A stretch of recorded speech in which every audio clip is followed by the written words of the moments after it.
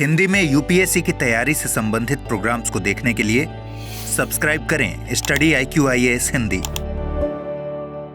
नमस्कार दोस्तों, स्वागत है आपका study IQ IAS Hindi platform पर। आज की इस खास चर्चा के अंतर्गत हम लोग बातचीत करने वाले हैं भारत सरकार के द्वारा जारी की गई एक अधिसूचना के बारे में। यह अधिसूचना दरअसल जारी की गई है भारत में सड़क दुर्घटना के शिकार लोगों के मद्देनज़र।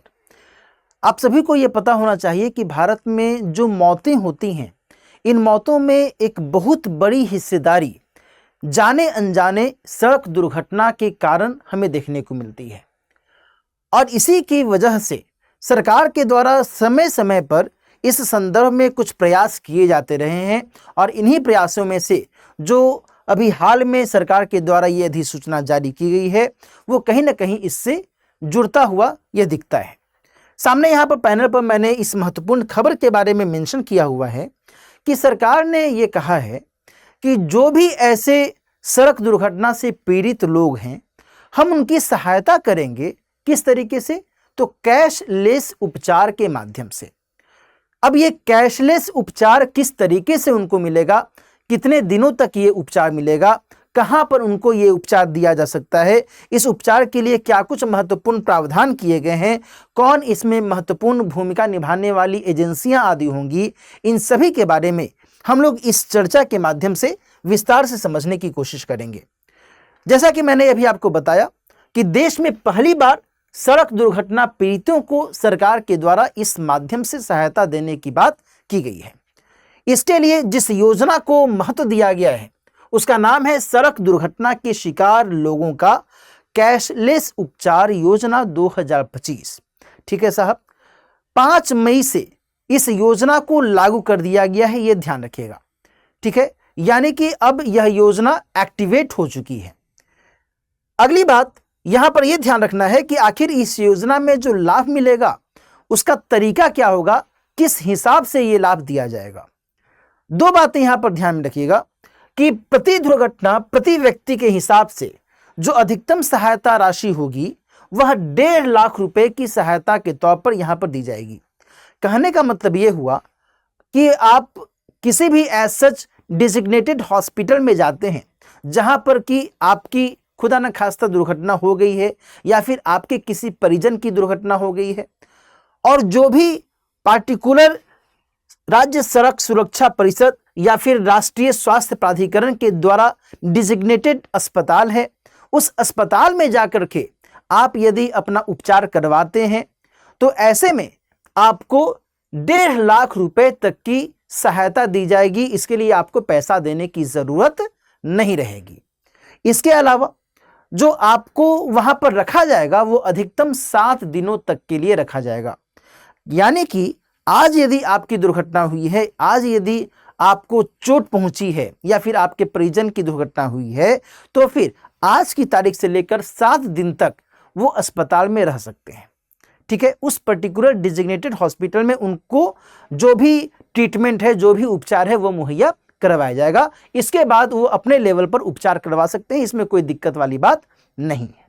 ठीक है जी, यहाँ पर जो कार्यान्वयन एजेंसी की भूमिका निभाने वाली व्यवस्था की गई है वो राष्ट्रीय स्वास्थ्य प्राधिकरण के अंतर्गत यहाँ पर देखने को मिल रही है व्यवस्था, जिसके माध्यम से पुलिस, अस्पताल, जो विक्टिम है, इन सभी के साथ समन्वय स्थापित किया जाएगा। इसके अलावा जो राज्य सड़क सुरक्षा परिषद है, ये इस पूरी व्यवस्था में नोडल एजेंसी के तौर पर काम करेगी।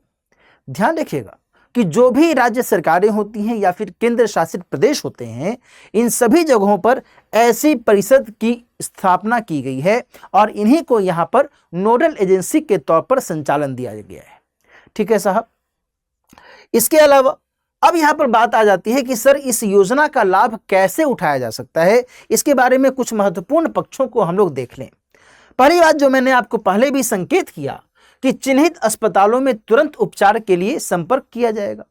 जहां भी आपकी दुर्घटना हो रही है देश के किसी भी कोने में, चूंकि ये पूरे देश भर में लागू किया जा रहा है, ऐसा नहीं है कि किसी खास क्षेत्र में, किसी खास राज्य में इसे लागू किया जा रहा है, जबकि पूरे देश भर में लागू किया जा रहा है। और साथ ही देश के किसी भी सड़क पर ऐसी दुर्घटना हो जा रही है तो उन कंडीशंस में भी ये लागू हो रहा है, तो फिर आपको इसमें हिचकिचाने वाली कोई बात ही नहीं है।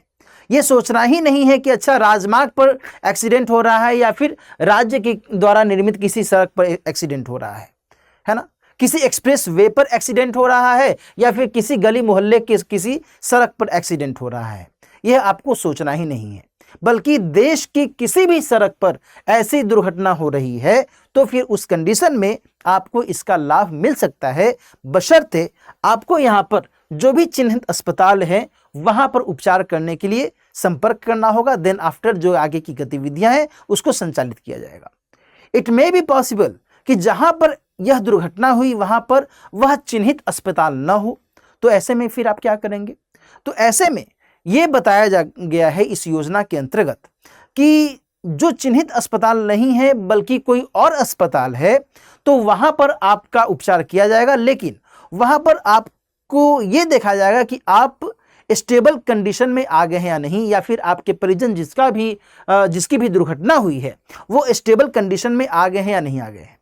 जैसे ही वो स्टेबल कंडीशन में आ जाएंगे देन आफ्टर उनको डिजिग्नेटेड हॉस्पिटल में भेज दिया जाएगा और देन आफ्टर उनका उपचार उस हिसाब से किया जाएगा। ये सारी बातें यहाँ पर इस योजना के माध्यम से हमें देखने को मिल रही हैं।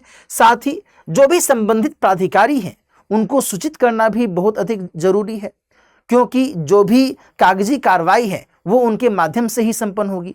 जहाँ कहीं भी एक्सीडेंट होता है तो फिर आपने कभी देखा होगा ना कि पुलिस के आने तक हम उपचार नहीं करेंगे, कई बार ऐसा होता है ना। तो पुलिस की कार्रवाई या पुलिस की मौजूदगी, पुलिस को सूचना देना बहुत अधिक ज़रूरी हो जाता है। आप देन एंड देयर पुलिस को इन्फॉर्म कर दीजिए कि ऐसी ऐसी घटना हो गई है, ताकि उनके माध्यम से आप अपना दावा दे सकें और देन फिर आपके उपचार में कहीं कोई अड़चन एज सच न आने पावे। ठीक है जी। इसके अलावा बिना अग्रिम भुगतान के यहाँ पर उपचार की भी बात कही जा रही है साहब, ये ध्यान रखिएगा। आपको कहीं भी एज सच एडवांस में पैसा देने की ज़रूरत नहीं है। यहाँ पर बता दिया गया है कि मैक्सिमम 1.5 लाख रुपए तक का जो इलाज है वो आपका बिना किसी अग्रिम भुगतान के किया जाएगा। आप आसानी से अपना इलाज करवाइए, कोई चिंता वाली बात नहीं है। 7 दिनों तक आपका इलाज उस पर्टिकुलर डिजिग्नेटेड अस्पताल में किया जा सकता है, कोई दिक्कत वाली बात नहीं है। इसके अलावा जो भी आपके मेडिकल रिपोर्ट्स हैं, बिल हैं, पुलिस FIR की प्रतिलिपि है, ये अपने पास सहेज करके रखने की भी बात यहाँ पर की जा रही है, क्योंकि ये आपके पास में बहुत ही महत्वपूर्ण दस्तावेज माने जाएंगे। आगे कभी भी किसी भी तौर पर, किसी भी स्तर पर यदि आपको और अधिक अतिरिक्त दावा करना है या फिर और भी आपके संदर्भ में कुछ फॉलो अप की वाली बात आती है, तो फिर ये सभी जो दस्तावेज हैं वो आपके लिए सपोर्ट की तरह काम करेंगे, है ना। तो ये भी आपको ध्यान में रखने की आवश्यकता हो जाती है। इन सब पहलुओं को मद्देनजर रखते हुए कहा जा सकता है कि ये जो योजना है ये आगे आने वाली किसी भी सच सड़क दुर्घटना के मद्देनजर बहुत ही बड़ी भूमिका निभा सकती है, बशर्ते इसके जो भी प्रावधान है इसको सही तरीके से अमल में लाया जाए। ठीक है, आज की चर्चा दोस्तों अब हम लोग यहीं पर समाप्त करते हैं। जाते जाते मैं जल्दी से आपको इस फाउंडेशन बैच के बारे में बता दूं कि इसमें एडमिशन की अंतिम तिथि 15 मई निर्धारित की गई है। यदि आप सिविल सेवा परीक्षा की तैयारी कर रहे हैं और आप चाहते हैं कि GS के संपूर्ण GS पेपर 1, 2, 3 और 4 को अच्छी तरीके से कवर करें, पढ़ें, समझें, जानें, नियमित तौर पर आप अध्ययन करें, अभ्यास करें, तो आपका स्वागत है इस खास बैच में।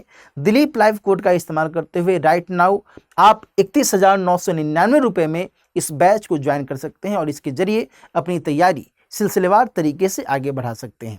आज की चर्चा दोस्तों अब हम लोग यहीं पर समाप्त करते हैं। मिलते हैं फिर किसी और टॉपिक के साथ। अपना ख्याल रखिए। All the best. हिंदी में UPSC की तैयारी से संबंधित प्रोग्राम्स को देखने के लिए सब्सक्राइब करें स्टडी IQ IAS हिंदी।